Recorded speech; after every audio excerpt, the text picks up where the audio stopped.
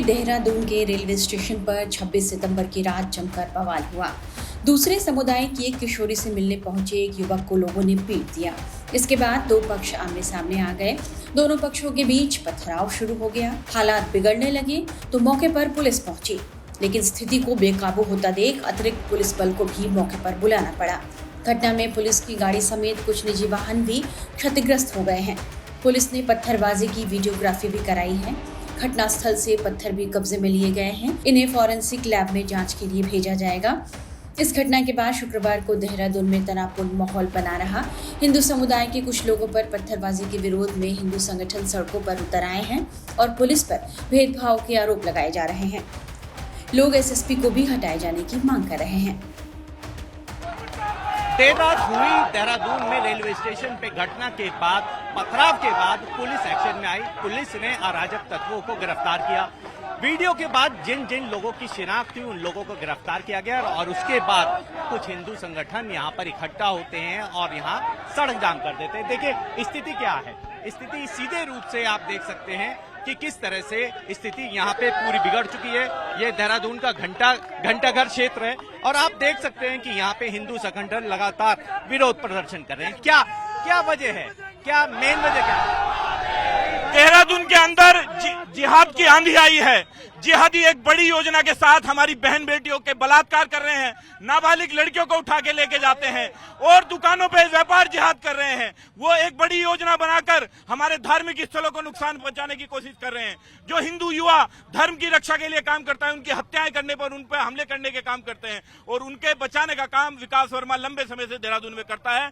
आज देहरादून की पुलिस जिहादियों के हाथों बिक गई है, उनके टुकड़ों पे पल रही है। इसलिए योजना बनाकर विकास वर्मा को झूठे मुकदमे में उठाने का प्रयास कर रही है। अब आपका अगला क्या कदम होगा? अब तो हिरासत में ले लिया है, गिरफ्तारी हो गई है। अभी कोई हिरासत में नहीं लिया है।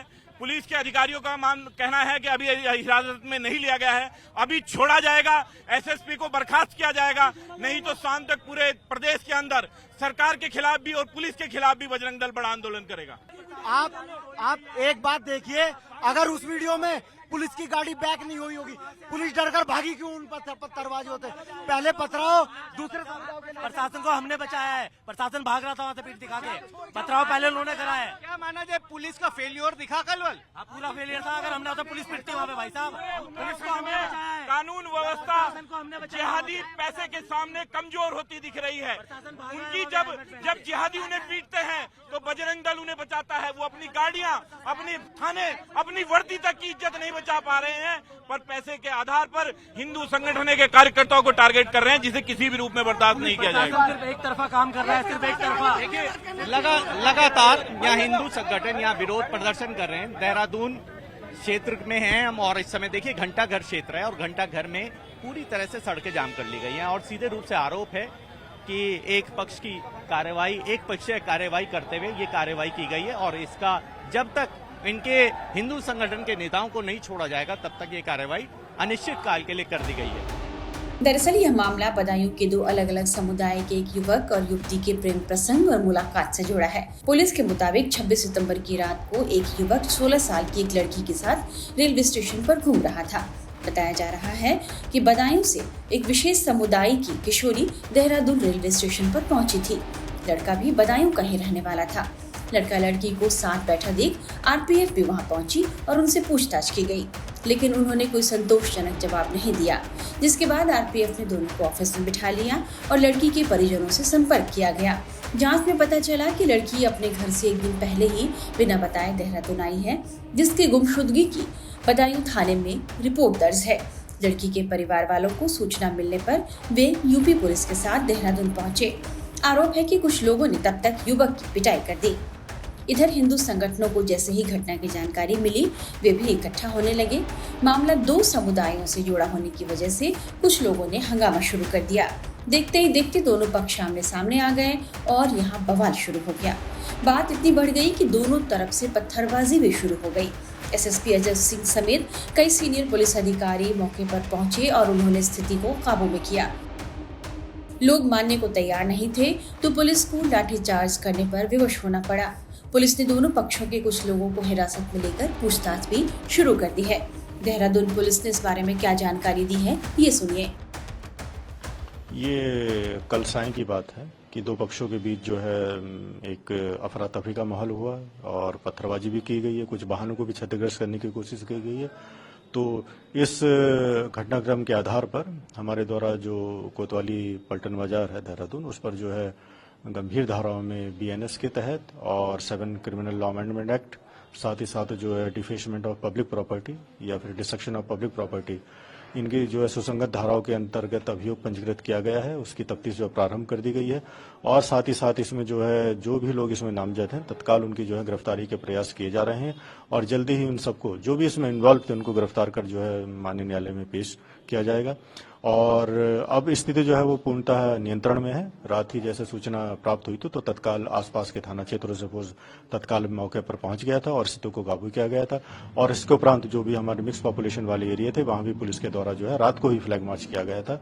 और आज भी जैसे कि फ्राइडे है और इसी के सुरक्षा के दृष्टिगत जो है जो भी हमारे मिक्स पॉपुलेशन वाले एरिया है वहां भी फोर्स को डिप्लॉय कर दिया गया है और अब स्थिति पूर्णतः नियंत्रण में, कोई ऐसी दिक्कत वाली बात नहीं है।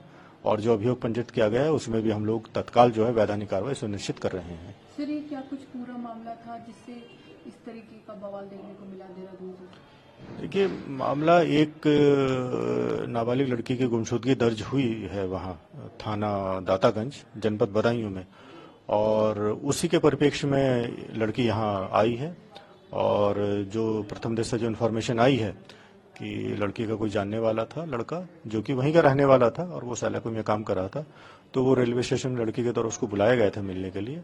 और जब वो रेलवे स्टेशन पर बैठे हुए थे तभी जो है एक पक्ष आता है, फिर उनके साथ जो कुछ बदतमीजी वगैरह की गई। जब पुलिस को सूचना मिली GRP या RPF उनके द्वारा जो है उनको बैठाया गया अपने और उनके संबंधित थाने को और परिजनों को सूचना दी गई थी। तो इसी बीच दूसरे पक्ष को भी पता चला और फिर धीरे धीरे जो है भीड़ इकट्ठा हो गई और जैसे वो तनातनी का माहौल हो गया, नारेबाजी वगैरह की गई। इसी दौरान जो है वो पथराव भी शुरू हो गया। तो घटनाक्रम से यहाँ से कोई लेना देना नहीं था, वो बदायूं के ही लड़का लड़की थे, पुलिस भी आ गई थी। तो अब लड़के को भी भिजवा दिया गया है, लड़की को भी उनके पुलिस और परिजन के सुपुर्द कर दिया गया है। तो बिल्कुल वो सेफ एंड साउंड है और जो भी ये घटनाक्रम किया गया है उसके संबंध में हमने अपनी कार्रवाई शुरू कर दी है। हंगामा खत्म होने के बाद RPF ने किशोरी को उसके परिवार वालों को सौंप दिया है। इधर उपद्रवियों की पहचान के लिए पुलिस रेलवे स्टेशन पर लगे CCTV कैमरे खंगालने में जुटी है। SSP अजय सिंह ने बताया है कि कुछ लोगों ने इस मामले को सांप्रदायिक रंग देने की कोशिश की और ऐसे लोगों को बर्दाश्त नहीं किया जाएगा। बालिका थी, नाबालिग, और एक युवक था जो रेलवे स्टेशन पर मिले थे और इसके बाद वहां पर कुछ लोग इकट्ठा हो गए थे। जब बाद में पता चला, जब RPF और GRP की टीम वहां रेलवे स्टेशन पहुंची तो पता चला बालिका बदायूं से यहाँ पर आई थी और उसकी गुमशुदगी लिखी हुई नाबालिग है। इस संबंध में संबंधित थाने से बात की गई और वहां से पुलिस टीम रवाना हो गई थी। बालक बालिका को अलग बैठाया गया था, लेकिन कुछ संगठन के लोग और कुछ विभिन्न संप्रदाय के लोग वहां पर दोनों पक्षों के उसमें इकट्ठा हो गए, जबकि वो बालक और बालिका यहाँ से संबंधित नहीं थे और वो बदायूं का मैटर था। वहां पर एक गुमशुदगी भी दर्ज थी। इसी दौरान हॉट टॉक्स के दौरान वहां पर दो पक्षों के बीच में नारेबाजी हुई और इसमें पथराव की घटना हुई। जैसी तत्काल पुलिस को GRP के माध्यम से सूचना मिली, पुलिस बल वहां पहुंचकर भीड़ को तितर बितर किया गया और साथ ही साथ जो वहां पर घटनाक्रम था उस संबंध में एक मुकदमा जो पुलिस की तरफ से पथराव और तोड़फोड़ का दर्ज कराया गया। अभी तक की प्राइमरी इन्वेस्टिगेशन में इसमें देखा गया कि बहुत सारे ऐसे लोग थे जो विभिन्न संगठनों से या संप्रदायों से जुड़े हुए थे, लेकिन बहुत सारे ऐसे तत्व थे जिनकी पहचान नहीं हो पा रही थी कि ये लोग कौन है और कहां से आए हैं। आज इसमें दोनों पक्षों के काफी सारे लोगों को हिरासत में लेकर पुलिस ने अलग अलग पूछताछ कर रही थी और वीडियो फुटेज दिखाकर ये जानकारी की जा रही थी कि ये जो अन्य जो व्यक्ति पथराव करने वाले लड़के हैं जो यहाँ पर हैं वो कौन लोग हैं, कहां से आए, अगर उनकी जान पहचान है या जानते हैं तो उनके संबंध में बताया जाए जिससे उनकी गिरफ्तारी की जा सके। इसी संबंध में पूछताछ के लिए करीब 10 से 12 लोगों को अलग अलग विभिन्न थानों में बैठा के पूछताछ जारी है। इसको लेकर बहुत सारे लोगों में ये भ्रांति फैली गई कि इसमें बिना जांच के, बिना इन्वेस्टिगेशन के अरेस्ट किया गया। तो मैं क्लियर करना चाहूंगा, ये सिर्फ हिरासत में लेकर पूछताछ करने के लिए जो कानूनी पहलू था, चूंकि बहुत लोग वहां मौजूद थे और जिनके साथ ऐसे कुछ लोग थे जो पथराव कर रहे थे जिनकी आइडेंटिफिकेशन अभी तक नहीं हो पाई है। ये जानकारी करने के लिए ये कौन है, कहां से आए थे और क्या उद्देश्य था, इस संबंध में भी हमारी जानकारी और पूछताछ जो है चल रही है। सर, जिन लोगों से पूछताछ हो रही है, जिनको पुलिस ने अरेस्ट कर रखा है, उसको लेकर प्रदर्शन भी लगातार हो रहा है जिससे आम जनता को भी सफर करना पड़ रहा है। उस पर आप किस तरह देखते हैं? देखिए, जिस तरह कल घटनाक्रम हुआ जिसका कोई संबंध देहरादून से नहीं था और एक नाबालिग बच्चे की गुमशुदगी से मैटर रिलेटेड था जो भी अन्य प्रांत से था, और जिस तरह से विभिन्न तरह के लोग वहां पर इकट्ठा होकर रात को एक बलवा करने का प्रयास किया गया, सांप्रदायिक रंग देने का प्रयास किया गया, इसी कारण मुकदमा लिखा गया। लेकिन जिस तरह से आज कुछ लोग इकट्ठा होकर इस गिरफ्तारी को लेकर विरोध प्रदर्शन कर रहे हैं, तो उनको मैं स्पष्ट करना चाहूंगा कि जिस तरह का कल घटनाक्रम हुआ, कोई बड़ी सांप्रदायिक घटना होती, उसको रोकने के लिए पुलिस ने जो तत्काल कार्रवाई करी, केस लिखा है और कोऑपरेट करें इसमें। अगर लगता है कि उनके किसी व्यक्ति द्वारा इसमें गलत काम नहीं किया गया, कुछ बाहरी व्यक्तियों द्वारा इसमें ऐसा किया गया है, तो उनकी पहचान करने में पुलिस की मदद करें, जिससे इस तरह के शरारती तत्वों को चिन्हित किया जा सके। और इस तरह के धरना प्रदर्शन शांतिपूर्वक अगर उनको कोई बात कहनी तो उसके लिए हमेशा पुलिस प्रशासन सुनने को तैयार है। लेकिन जिस तरह का कल एक सांप्रदायिक माहौल बिगाड़ने का प्रयास हुआ, उसको आगे एकदम बर्दाश्त नहीं किया जाएगा। हालांकि देहरादून में स्थिति अभी भी तनावपूर्ण है, लेकिन पुलिस दोनों पक्षों को समझाने में जुटी है और शांति बनाए रखने की अपील की गई है।